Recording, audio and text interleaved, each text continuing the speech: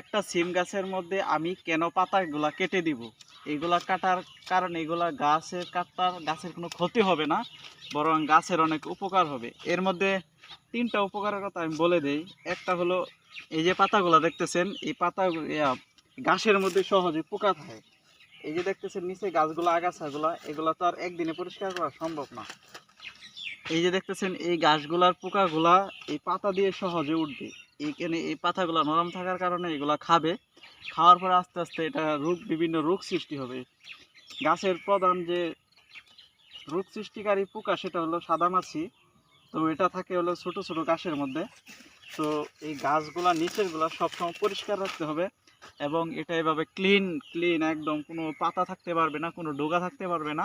এবং মাচা থেকে 1 বিঘার মধ্যে কতগুলো ডাল যেগুলো থাকে এগুলো আপনারা রাখার চেষ্টা করবেন। আর সব সময় এভাবে পরিষ্কার রাখবেন। যে কোনো গাছ যদি এভাবে পরিষ্কার রাখেন, তো আপনি 80% আপনার গাছের রোগবালাই কম আসবে। তো ভিউয়ার্স, আপনারা যারা কৃষিকাজ করেন তারা অবশ্যই এইভাবে পরিষ্কার সবসময় গাছের নিচ পর্যন্ত এভাবে ডালপালা ছেটে যে কোনো গাছের পরিষ্কার রাখবেন। ওই গাছের রোগবালাই সবসময় দেখবেন আপনার কম হবে। এটা একদম 100%। আপনারা 80% রোগবালাই কমে যাবে যদি এইভাবে গাছ সবসময় পরিষ্কার রাখেন। তাহলে এটা একটা টেকনিক। আর এটার জন্য আজকে এই ভিডিওটা। পরবর্তী আপডেট আবার আসবে। আপনারা সবাই ভালো থাকবেন, সুস্থ থাকবেন। আসসালামু আলাইকুম।